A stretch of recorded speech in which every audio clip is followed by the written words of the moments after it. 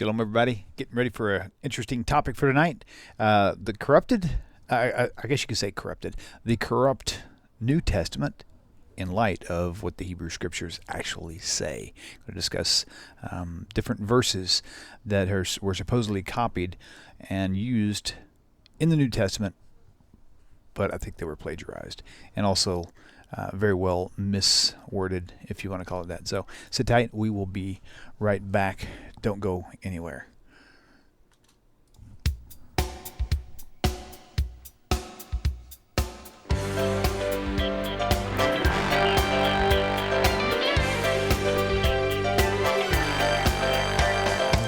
Welcome to Tanakh Talk. I am your host, William Hall, broadcasting live out of Kingsland, Texas, USA, with another episode of TNT, the Twisted New Testament, with Rabbi Stuart Federow from Houston, Texas. Tonight's hot topic: did the authors of the New Testament lie?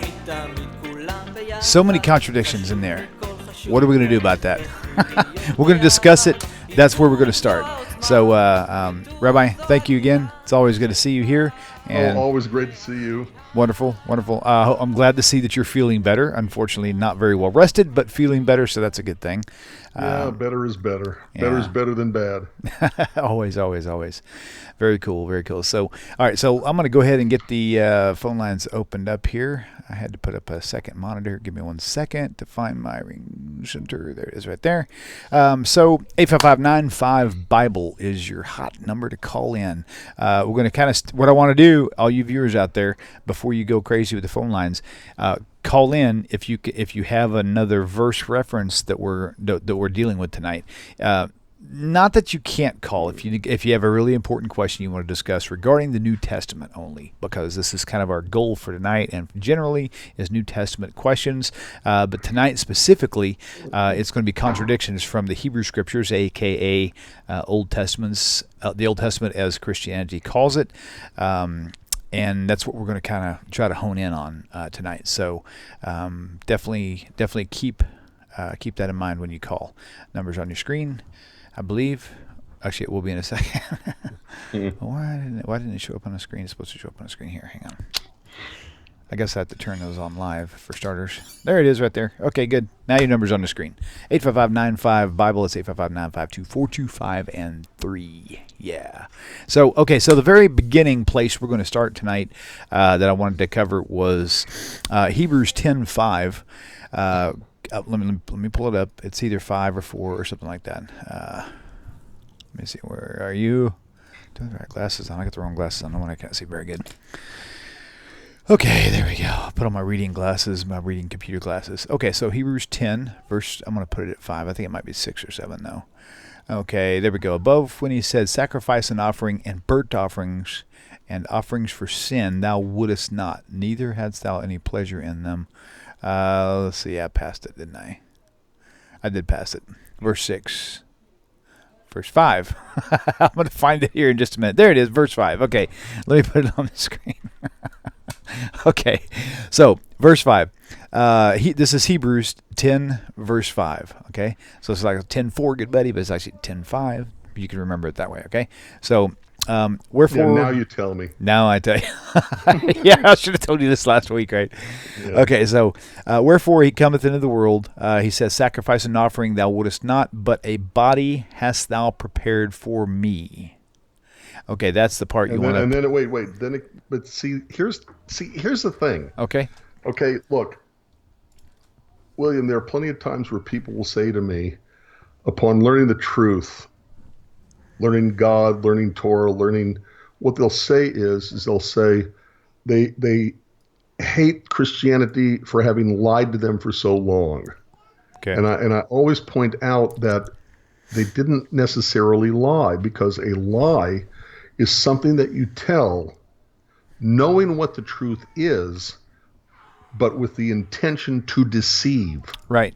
Agreed. Okay. Mm-hmm. Well, see, that's important, because parents raising children, ministers talking to their flocks, okay, they're not trying to deceive. They don't know the truth. They think what they're spouting is the truth. They're passing on information.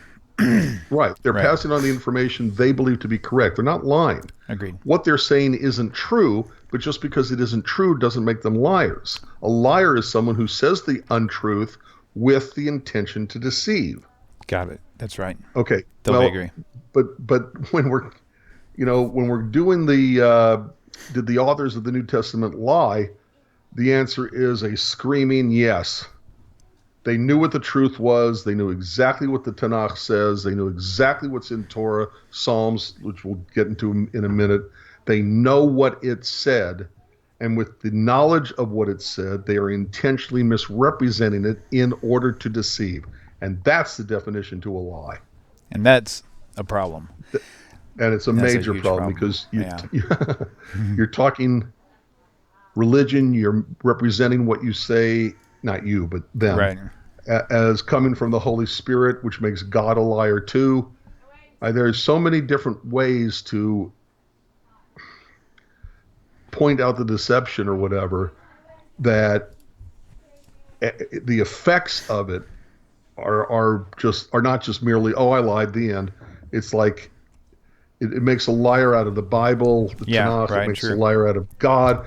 It makes, in their understanding of the Holy Spirit, a liar out of the Holy Spirit. It's really, you wonder how they get away with it so much.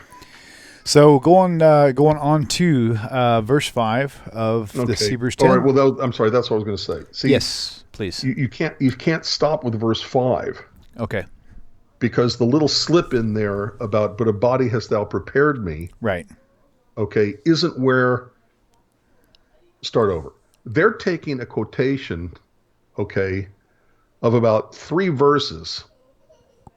Okay. And in Hebrews 10, they're showing them in like 4 verses or so. I can't count that quick. Okay. Okay. And it's this one little slip in, but a body hast thou prepared me, that they're like easing it in, okay, in the context of a larger verse from Psalm. Right. Okay. Okay. All right. So I just wanted to point that out. It's not just 10:5. Right. It's like 10:5 through 10. Yeah, I'm kind of scanning 7 or 8 or whatever. Yeah, I'm scanning through there, and it really does trickle on down, quite a bit. It really does. That's the thing. And so which makes it all that much more of a lie. Here's the thing, and the theory that I've always been taught was, if you find a lie somewhere in one piece of something, then the chances are the entire text is probably not trustworthy at all.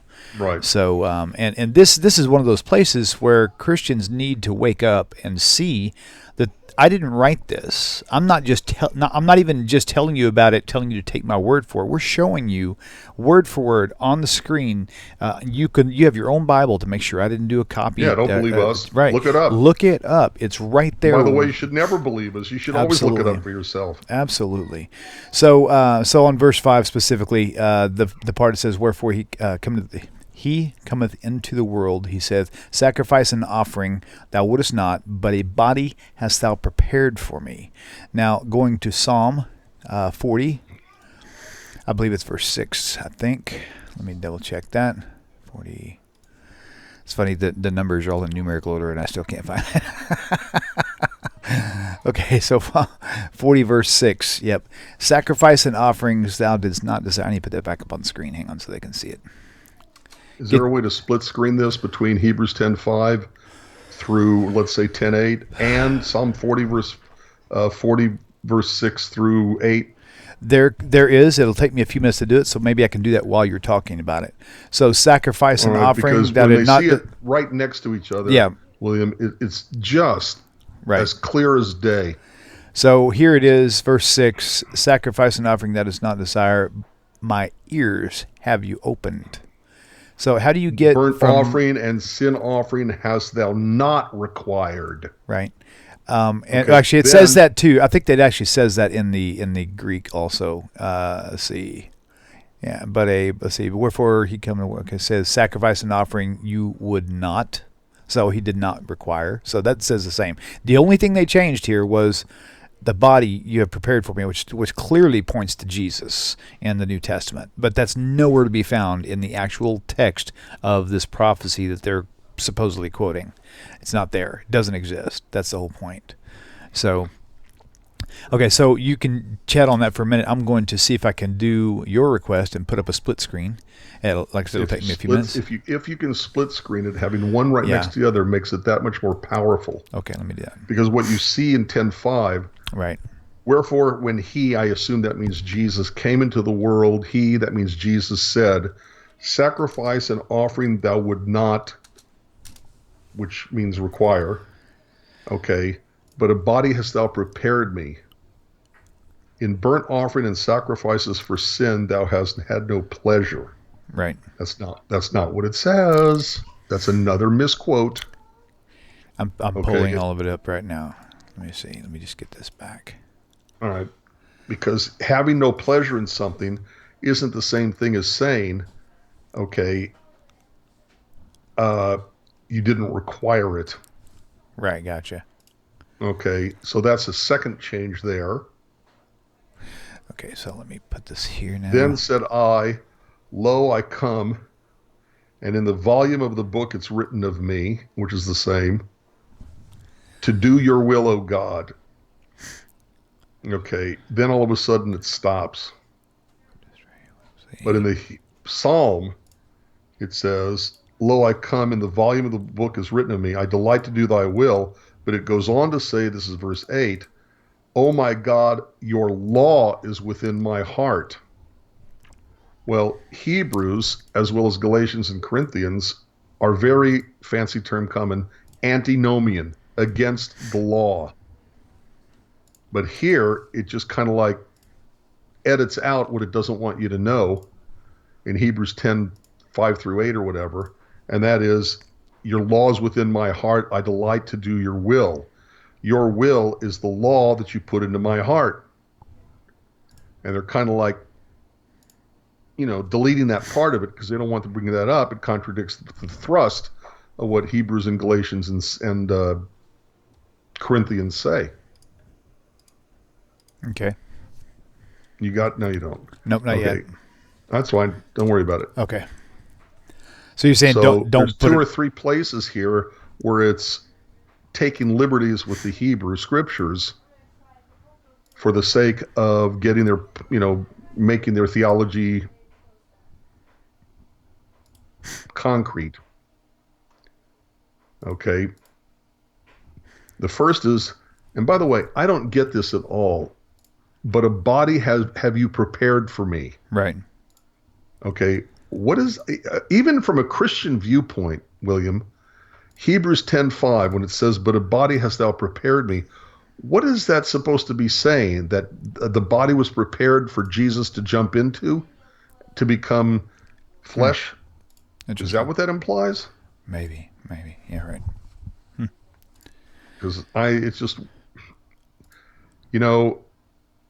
people think I'm crazy, but I don't get Paul at all. And there are plenty of times where he writes, it sounds to me like he's on drugs. He says the weirdest things he says, okay?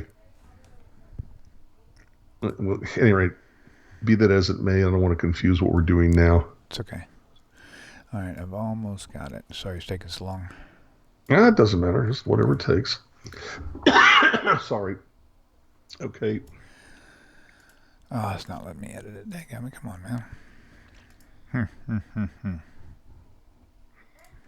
Okay, well, let's just, it's not letting me edit it, so all right, fine. At any rate, look it up yourself. You'll see Hebrews 10:5 begins, wherefore when he, that's Jesus, comes into the world, he, that's Jesus, said, quote, sacrifice and offering thou would not, meaning you don't want it, you don't desire it, you don't need it, you don't have to have it. Okay, but a body hast thou prepared me. The actual text reads, sacrifice and offering you did not desire. My ears have you opened, and burnt offering and sin offering you did not require.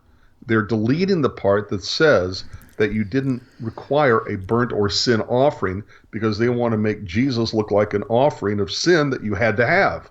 Right. Okay. The Psalm and Hebrews goes on to say, in burnt offerings and sacrifices, for sin you have had no pleasure. Okay. The what you call it says, oh, I see. They're interjecting and they're moving it down. Okay. See, this is why it's important to have it next to each other. Okay. So in burnt offering and sacrifices for sin you've had no pleasure is their replacement for burnt offering and sin offering have you not required.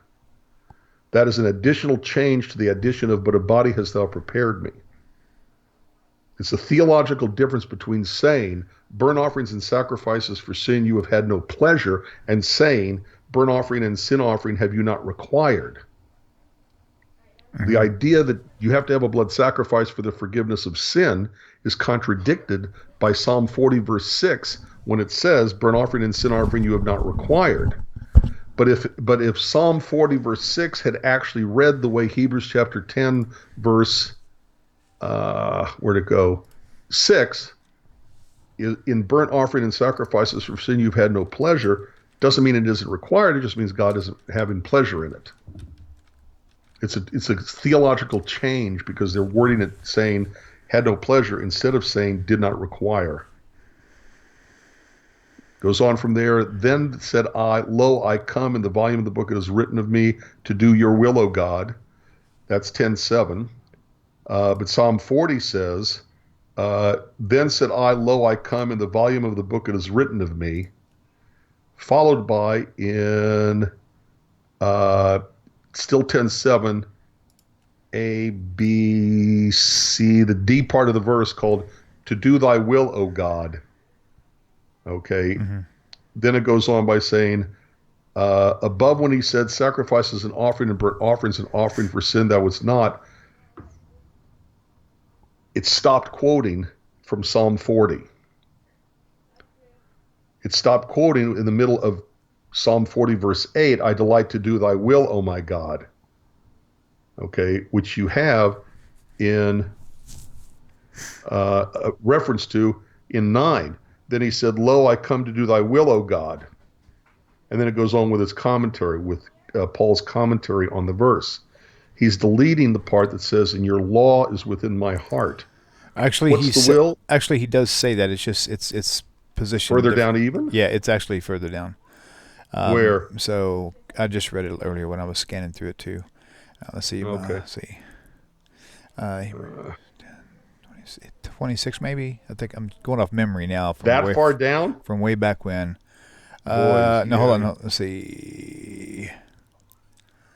Oh, actually, I'm thinking of a different verse. He's actually kind of he's teaching something here that if Christians actually, if Christians even heard, they would say, "Oh my God, I've never heard that before." In fact, now that I've said that, let me just read 10:26. For if we sin willfully after we have received the knowledge of the truth, there remains no more sacrifices for sin. So actually, he's teaching Torah there. If you sin willfully, there is no blood sacrifice, if you will, for sins of rebellion, which is sinning willfully. Right. So he's teaching Torah there. Repeatedly says all through Leviticus when it talks about the sacrifices, bishgaga, which means either by accident or unintentionally. Let's see. I'm still looking for what was the part we were. Oh, where he said that. Yeah, it's in here actually. So let me find it for you. You can keep talking. I'll interject whenever I find it here.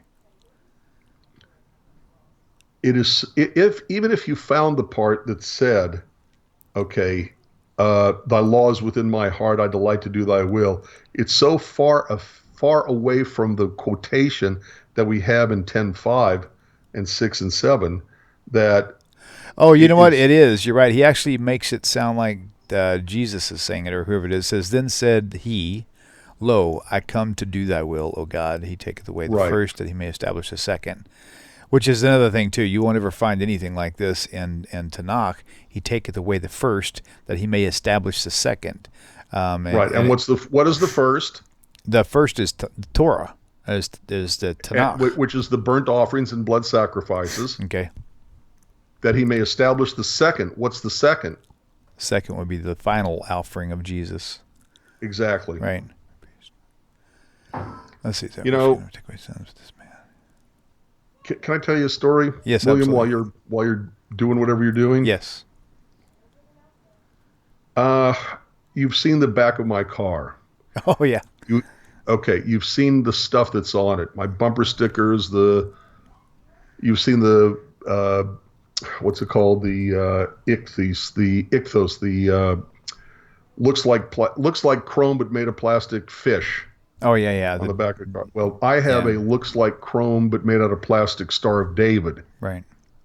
So anybody who sees the back of my car clearly sees that it's a Jew who's driving it, who owns it. So I have never had any problem whatsoever with the bumper stickers, but once I had a pamphlet placed on my car in a parking lot. And of course, I have no idea who put it there. And when I picked up the pamphlet, it was exactly what you'd expect, Isaiah 53, okay? But it included the Hebrew. It included the original Hebrew of Isaiah 53. But with no translation or the wrong translation? No, with their translation. Got it. And that's my point. That's my point in bringing it up now. Because when the New Testament was written, when they do Hebrews chapter 10, verse 5 and following, they don't think people are going to actually look up Psalm 40, verses 6 through 8. Right. Okay? They think that when they have a pamphlet that includes Hebrew and their translation, that we who live in the United States who speak and read and write English aren't going to understand, read, or translate Hebrew, making us dependent upon their interpretation and translation of the Hebrew scriptures of Isaiah 53 in the case of this pamphlet. In other words, the pamphlet is taking advantage of our ignorance. That's exactly what Hebrews 10:5 and following is doing, because they don't expect people to actually look up the psalm that in Hebrews 10 Paul is quoting. But if anybody actually does what we're doing right now, puts them side to side, or in one Bible, in one book, goes back and forth between the Bible and the New Testament and compares it, it's going to scream out at them they're messing with the text. Unless they're blind, making themselves blind to it. Right. They take advantage of the laziness and the ignorance of the masses. And that's what they did with this pamphlet on my car. It's the only time I've ever had anything at all regarding my car and the tush of the car and how it looks. Right. It was this one pamphlet of Isaiah 53, because they take advantage of the ignorance of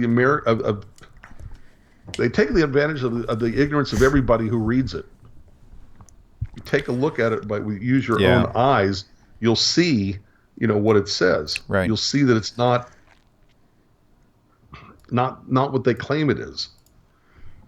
It's like Isaiah 53 pamphlet takes advantage of most Jews not knowing reading or writing or speaking Hebrew. Right. But as soon as you do that and you take a look at the translation, you laugh at it and throw it away. I'm going to read. Anyway. I'm going to read a few. So we kind of covered the Psalm 40.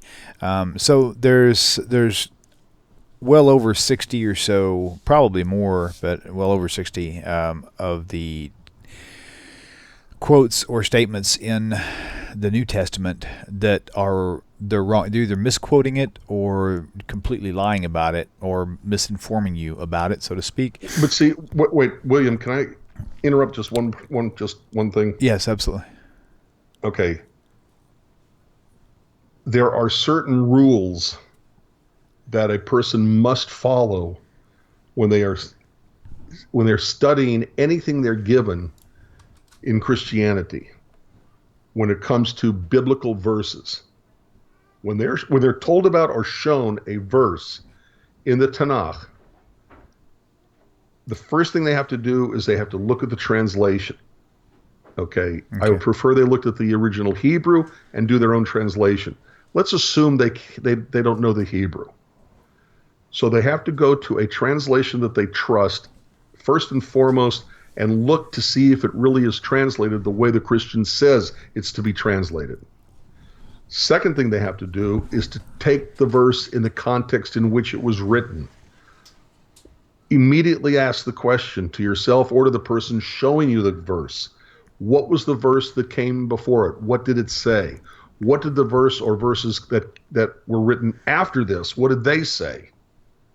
Because 9 times out of 10, between the translation and the context in which it's found, you can pretty well get an idea of how they're twisting the scriptures of Hebrew. Right. Twisting the Hebrew Scriptures. That alone should be rules number 1 and 2 when they're shown anything of the Tanakh in the New Testament or by Christians. Because a lot of times they use verses that aren't even referred to in the New Testament.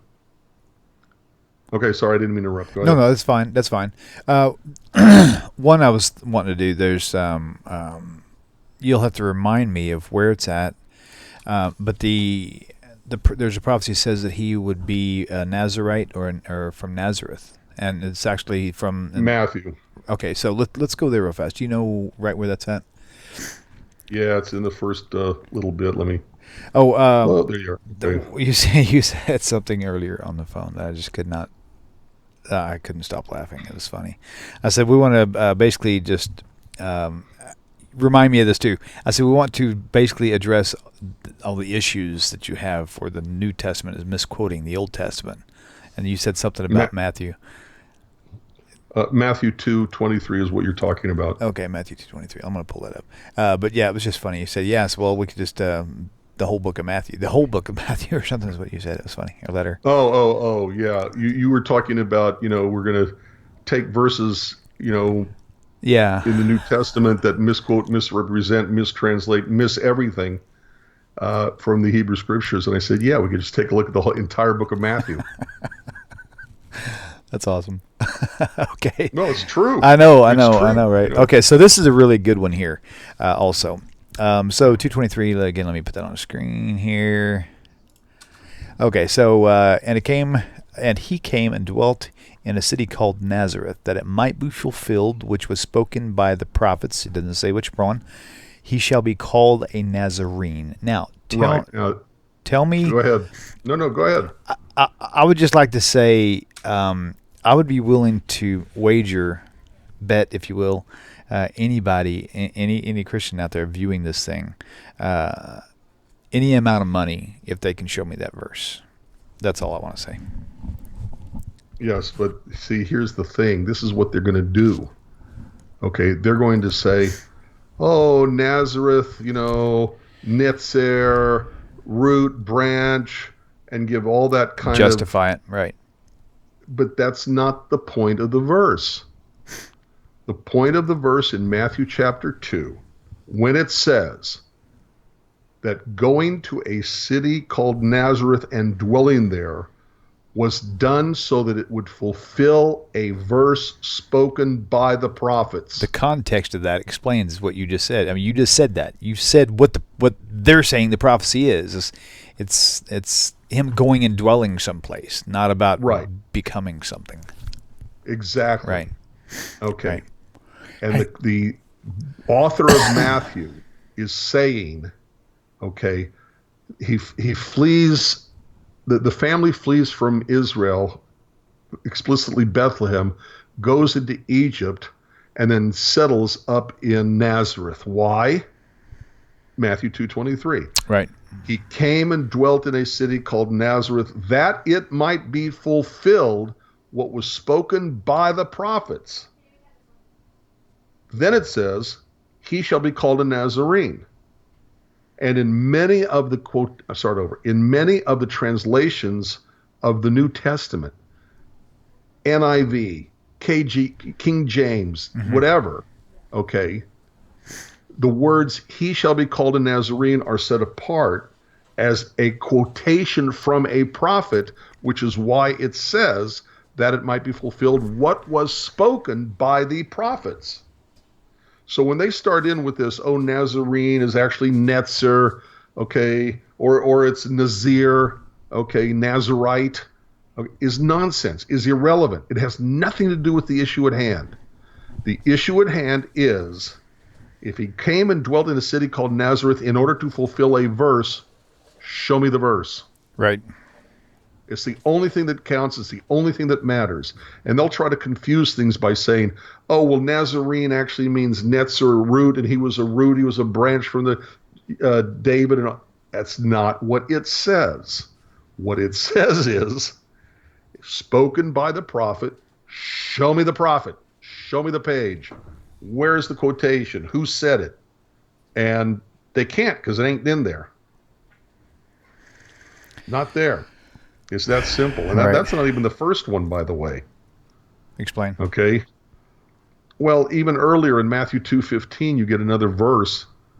Okay. And this is him going into Egypt with, Mary, Joseph, and Jesus going into Egypt and staying there till the death of Herod, and then coming out of Egypt. Okay. And then again it says, that it might be fulfilled, which was spoken of God by the prophets, saying, out of Egypt have I called my son. Right. So you have to ask the question there too. And since 2:15 comes before 2:23 or whatever it was, 2:23, you have to ask the question, this will come up first if you're doing it in order.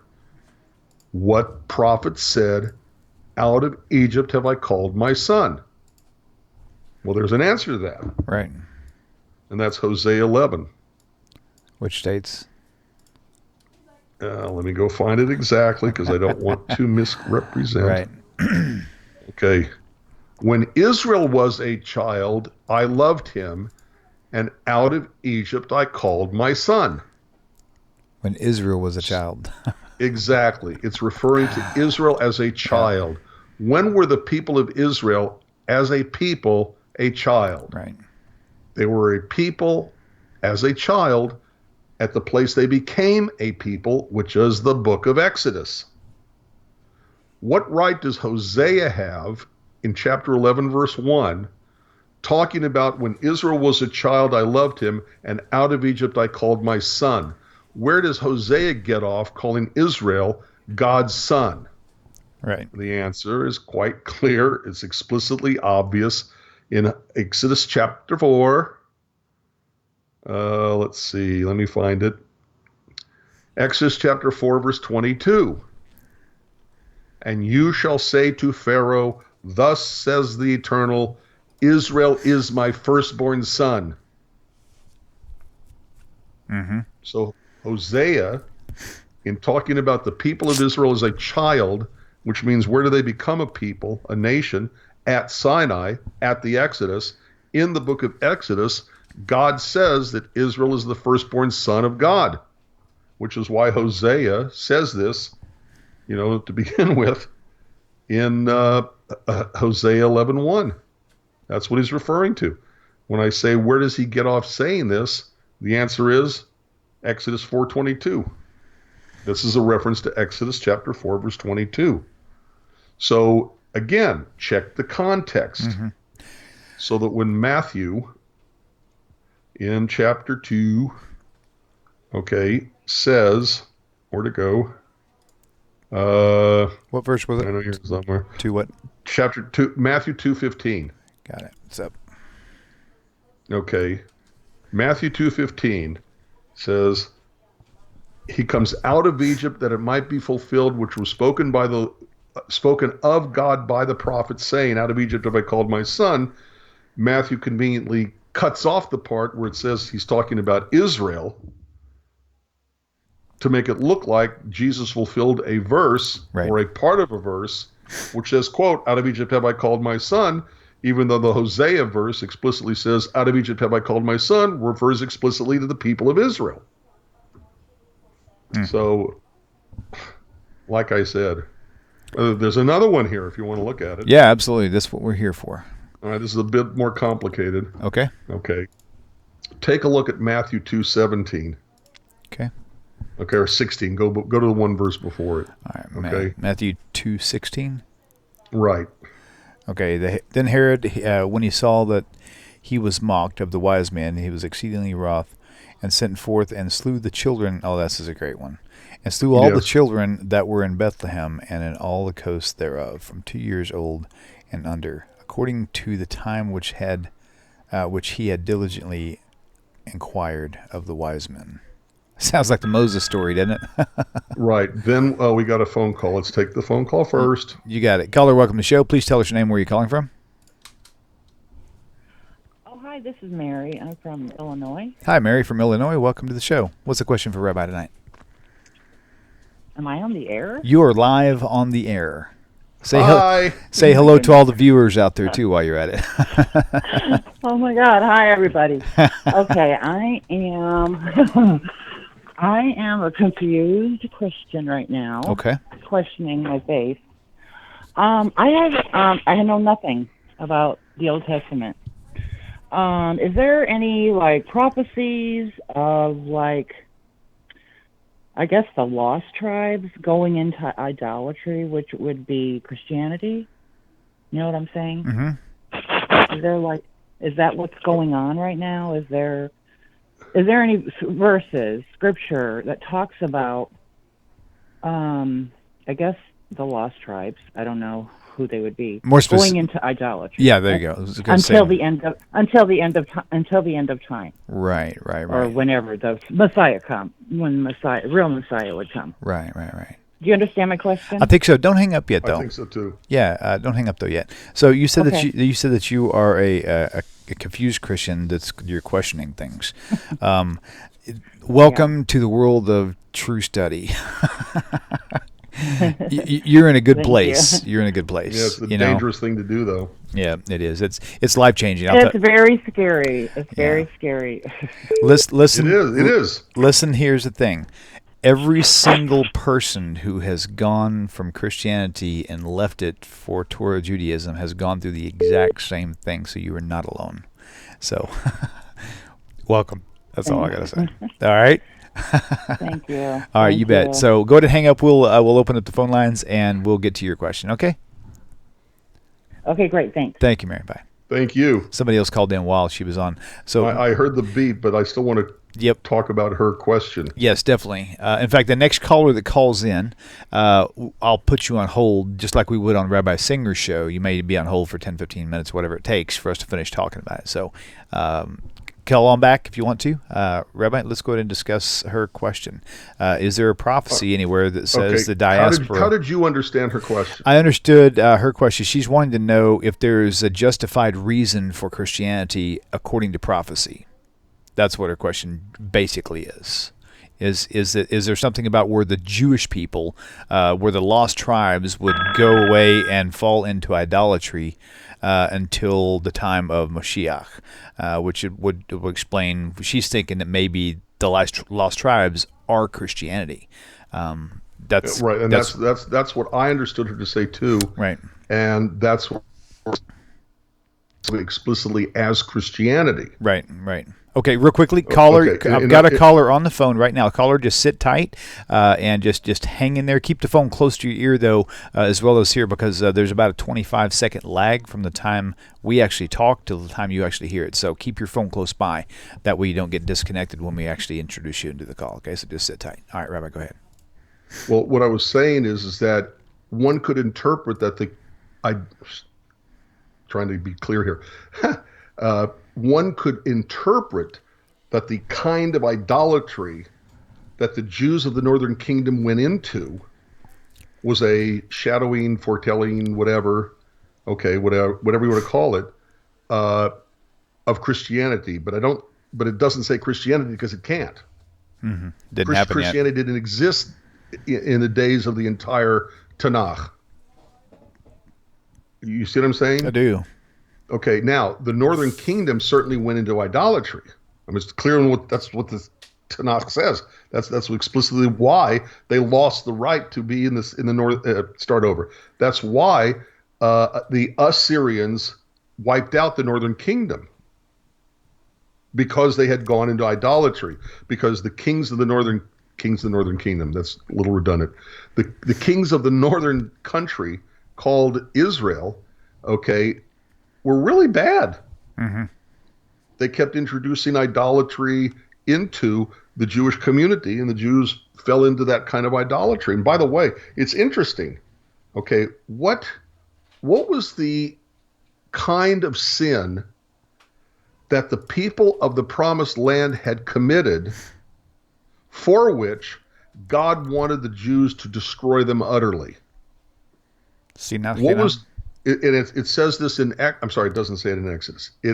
indicates that the time for their sin had not yet come forth. And then in Deuteronomy, it says the time of their sin to visit upon them has now come up, giving the Jews permission to go into Canaan and wipe everybody out, which they never did. What is the sin of the people of the land, the promised land, that God said, wipe them out for? Am I clear? Yeah, I'm clear. yeah. Okay, what was the sin? You're asking me?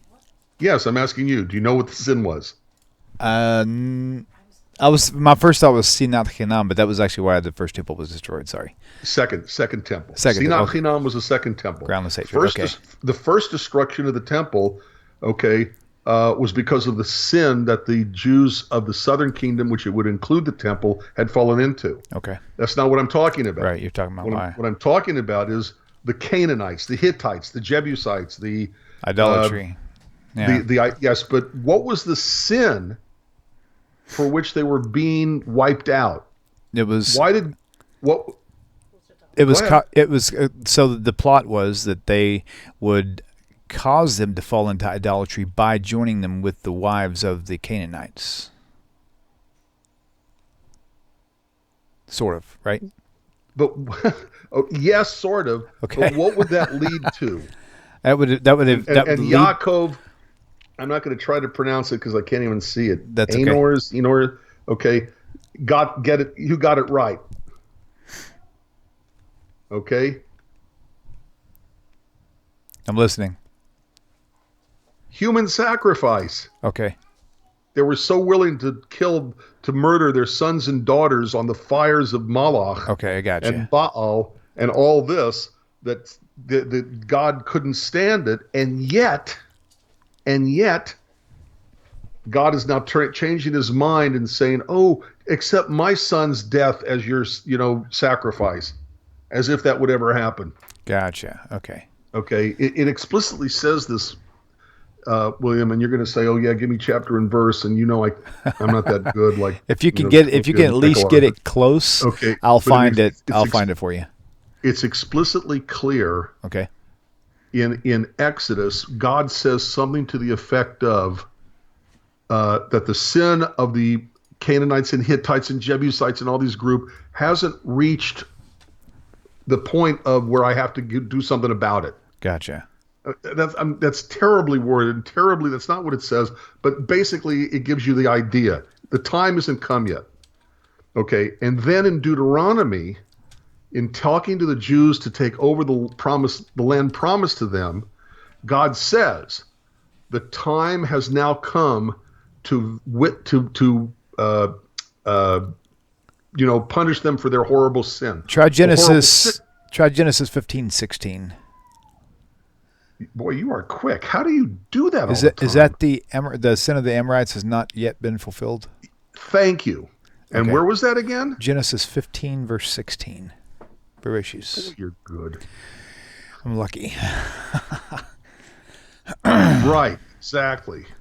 Okay. But in the fourth generation they shall come hither again, for the sin of the Amorites is not yet full. Okay. And the Kenites, Cadmonites, Hittites, Perizzites, Rephaim, Amorites, Canaanites, okay, they haven't reached a point yet where it's time to go in. Mm-hmm. But if you take a look at Deuteronomy, okay, the same wording is now there, and this you can probably find too real quick that I can't, okay, where God is telling the Jews, wipe them out. Why? Okay, because their sin is now full, or words to that effect. Same, I think, basic phrasing as 15:16 of Genesis. Okay, gotcha. The point I'm making is that the sin that God is talking about is exactly what Christians say God wanted people to do, to believe in the death of God's own Son to take away their sin. And that's incredible. Interesting. Okay, now you want to take the... I'm sorry. So to go back to her question... Okay. The reason why the northern kingdom was destroyed was because of their idolatry and their sinning. But to make the leap that those Jews would then become Christians, okay, and then in the end of days to come out of Christianity, out of idolatry to Judaism, I don't think that's a leap that commentators make. Like somebody said, who was it who said that? I can't. Maybe it was Yaakov again. I can't. He says. No, that wasn't it. Well, at any rate, okay, all right. I hope I answered her question well enough. Okay, very good. I hope I answered her question at all. Okay, so in short, was that technically a foreseeing of the idea of? I can't say. Yeah, I think can't either. if you want to believe that, go ahead. I don't think so myself. In fact, I don't think so either. I'm not about to say it was. Here's what I think. Okay. David Solomon is a Jewish historian. Fantastic, brilliant guy. It's all he does is Jewish history. And he said a statement one time that Esau, Jacob and Esau, Yaakov and Esau. So Jacob, the good son, and Esau, the bad son. That Esau, which had become the Edomites, right? And the Edomites eventually transmogrified into Rome and Roman Catholic Church. So you could say it would be, to me, it would make more sense that Christianity would come from the Edomites and from Esau rather than from Jacob and the descendants. 2020 hindsight. But at any rate, either way. So anyhow, there you go. Okay, so let's go ahead and take this caller. Caller, welcome to the show. Please tell us your name and where you're calling from. I'm Larry from Valera, Texas. Hello, Larry. Welcome to the show. What's the question you have for us tonight? Hey, okay. I'm wondering, going back to your discussion about the book of Hebrews and the Christians' use of the quoting Hebrew scriptures, is it not that we often assume 20th century ideas upon first century people, that they had access to books like we have, that they had education like we had, and those kinds of things, that we forget that probably there were very few literate people there, and very few of them you could even read Greek. We know that Paul couldn't even read Greek. He had to have somebody write for him in Greek. So therefore, the only text they had was a corrupted, a very poor translation of Hebrew called the Septuagint, which we know was around, and most of the New Testament seemed to be copied from that rather than direct Hebrew scripture quotes. So is it not possible that in talking about them being liars or not, it really had to be the fact they were just ignorant, and they had someone teaching them who didn't have access to all the information and knowledge that we're so wonderfully blessed with today? Mm-hmm. And but that's not how it's presented. The author of Hebrews isn't presenting it that way. He's presenting it as this is what it says, when it doesn't. Matthew does the same thing. This is what it says, when it doesn't. Right. I understand he may be taking advantage of the ignorance of the Jewish people, if in fact you agree that they didn't have access to these books. I'm not sure I go that. I'm sure I would agree with that. But you could say maybe they're taking advantage of that ignorance. Okay. Yeah, that's my point. But not to the extent that we would see it today, which we do see today, in the sense that we have so many people who have access to Hebrew, who have access to history and all that. Today we have no excuse for what we're doing compared to them having such ignorant masses of people who had no educational. We're told that the disciples had no education. Larry, they might have been they might have been taking advantage of that ignorance, but I don't think they themselves were ignorant. I think they themselves, if they're going to quote the Hebrew scriptures, are going to know what it says. They're not just going to say, if they really didn't know what it said and didn't have it in front of them, you'd have a lot more verses like Matthew, this was done to fulfill what the prophet said, he shall be called a Nazarene. You'd have a lot more of those because they'd be making up verses that weren't there. One thing I'd like to throw in there too is Acts.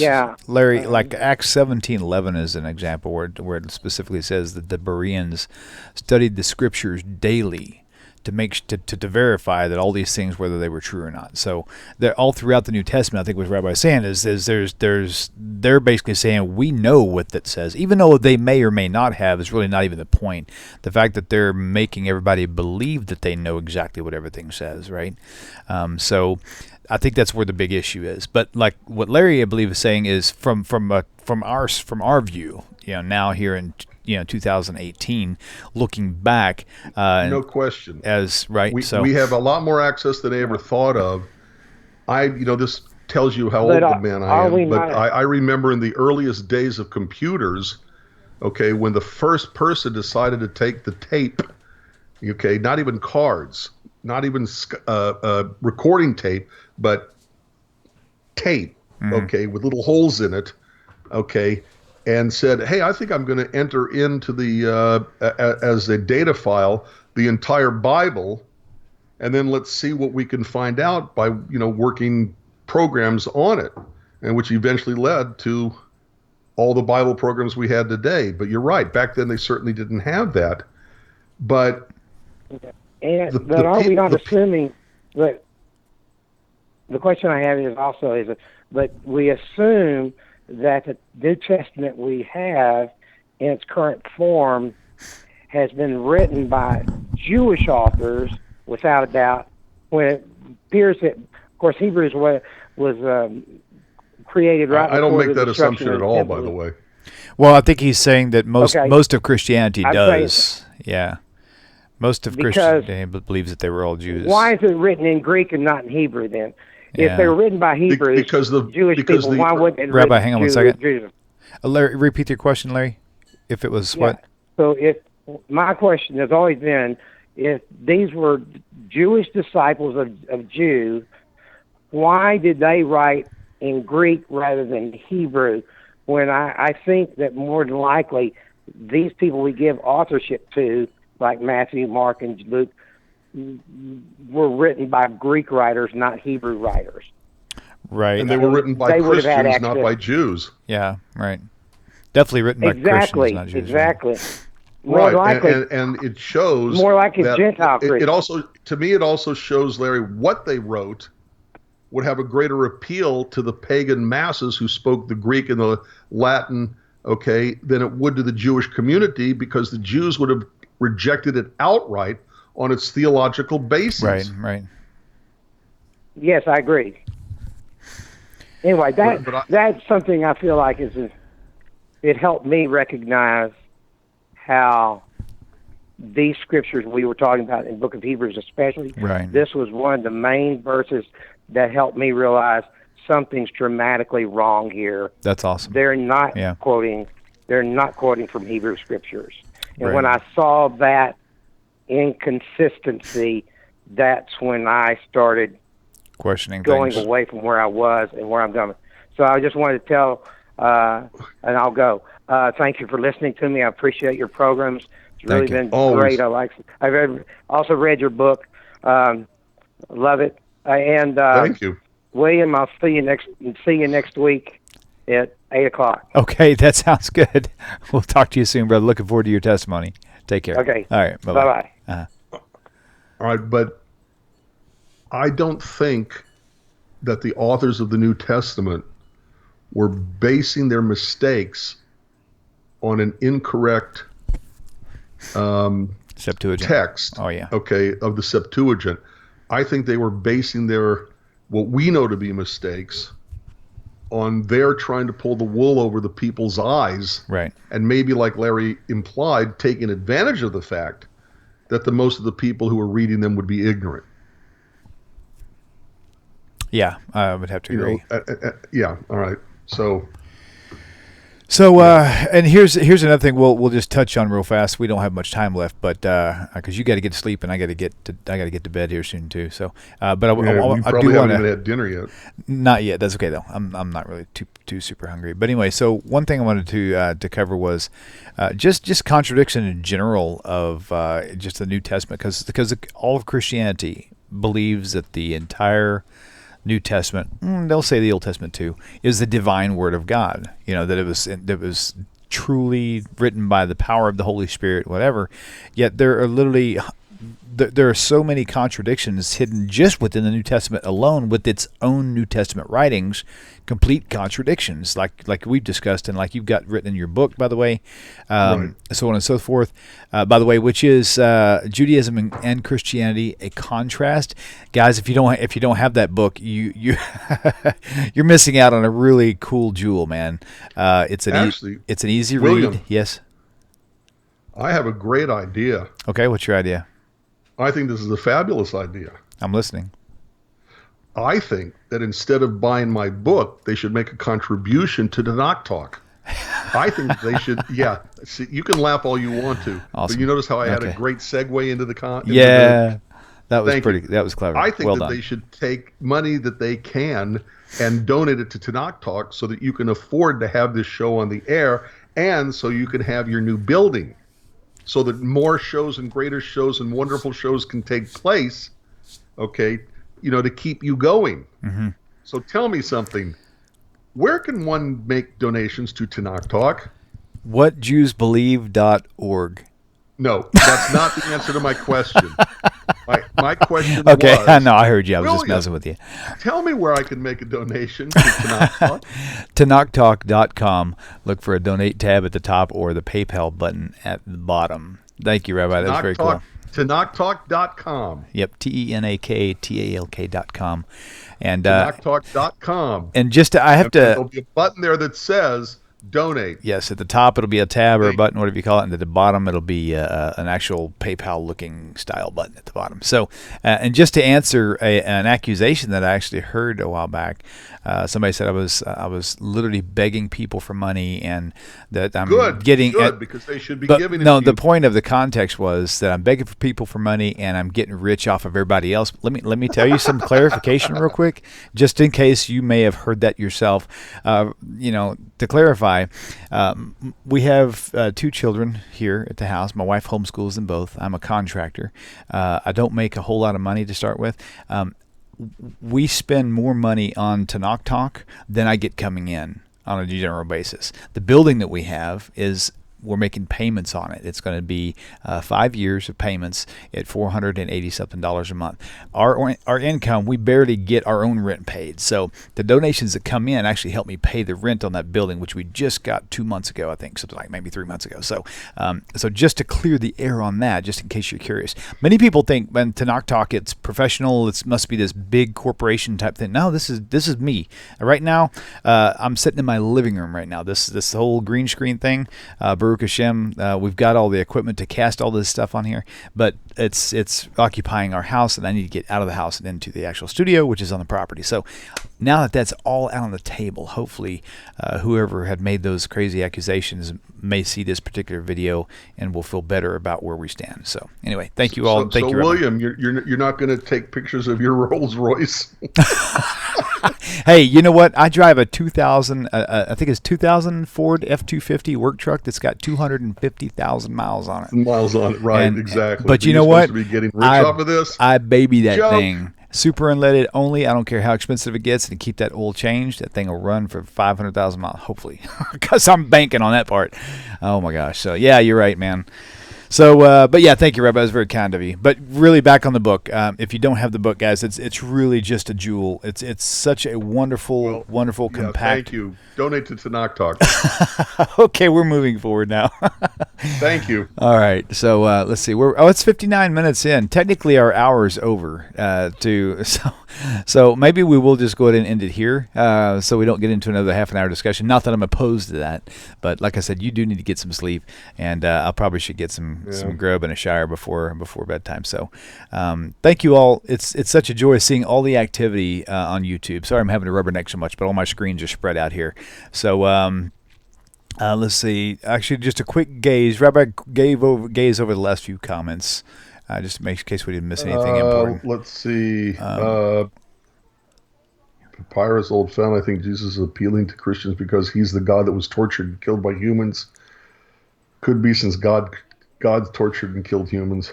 So I'm not sure I understand what Because, of course, God can't understand and feel what human beings feel until he becomes a human. That's a limited God. If God cannot understand completely, totally, and utterly what humans go through, unless God becomes a human, then God isn't God. He's limited. Okay, so Sila Asher said, "Here we go again, LOL. I don't know what you're referring to, but maybe you can explain in the next 30 seconds." So, yeah, I had a really great... Yeah. Mitzvah Golem, you have a Gulfstream jet like 700 Club. Yeah, right. That's funny. I had a really great, just I'll close with this idea, this thought. I had a really, really nice phone call with someone who was really right there on the tipping edge of their faith in the New Testament Messiah, and still couldn't quite let go. We messaged on Facebook a little bit, but I was doing a lot of driving, so I recommended a phone call, and so we talked. And I think this is just another soul who's right there on the edge of leaving idolatry. So Baruch Hashem, these shows are definitely getting out there, and people are hearing the truth. And the thing about it is, so many people don't even want to hear you explain something. It's because they're afraid of you swaying their decision. Well, first of all, if you can tell somebody that's so convincing enough that will cause them to believe something else, you might want to listen to it. Rabbi, still today, I continuously listen to every single thing, every conversation I engage myself in with a Christian. I anticipate a new story, something new that I've never heard before that might give me some better insight. But you know what? It never happens. Every single time it's the same old argument. But I am open-minded to it. I am completely excited every time I get in a conversation with a new Christian thinking, maybe they've got something that I can handle, or that I can't handle, if you will, but it just never happens that way. But on the same note, I consistently, over and over and over again, as I run into Christians who they feel like they want to chat with me, right?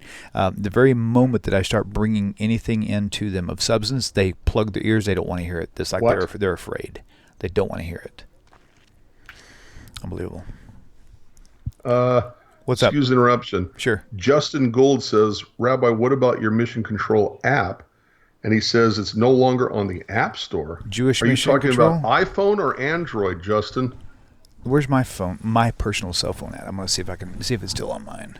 Chris, can you look for my phone? My phone's in the other room because I didn't want it ringing in the middle of our... Yeah, mine too. I think it's on the bed, maybe, in there. Yeah, I hope it is still available, because that's just like an amazing app. And it's not... My app is no longer available on iPhone? Huh. Oh, God. I'm going to have to get a hold of the kid who turned it into an iPhone app and see what's going on. That's cool. Maybe something I was supposed to pay for I didn't even see or understand. All right. That's quite possible. I'll get that fixed. Justin, thank you for letting me know. Yeah, and just for good, I'm going to actually just go straight to my Play Store for this, whatever this is called. I think it's called Play Store, right? Yeah, there it is right there. And I'm going to look up Jewish Mission Control. Jewish Mission Control, if I can spell it right, and go. Okay, it is the volume 2. I've actually got it on my phone, so it with Android it is certainly available. So maybe it's an iPhone issue. Is that what you were saying? According to him, it's an iPhone issue. Okay. So I do have Android, and it's on there. So for those of you who don't have it, guys, it's really, really cool. It's just right at your fingertips. Instead of turning a page or carrying a book around with you, you just look in this app, find your topic, tap on it, and it just opens up a quick references and the whole nine. It's really, really nice. So, and it's a free app. So if you want to get it, go there and go to the Play Store, Google Play Store for your Android, at least for now. So there you go. Cool. It's on. Dawn says she has it on her phone. Dawn, if you wouldn't mind, if you've got an Apple phone, an iPhone, I'm sorry, if you have an iPhone, check to see that it's still available on itunes.apple.com and let me know, please. Interesting. Joe America, that's funny. So anyway, okay, cool. Well, we'll wrap it up, guys. Really appreciate you guys so much, man. It's so nice being able to share with you guys and to hear your voices when you call in, to see all the chat. It definitely helps make this all worthwhile. So really appreciate you guys. So Rabbi, I guess you have a wonderful night, and to all the viewers out there, y'all have a great night too, and we will see you same time, same place next week, Hashem willing. And so until then, we'll see you guys on the other side. Take care, everybody. Shalom, shalom.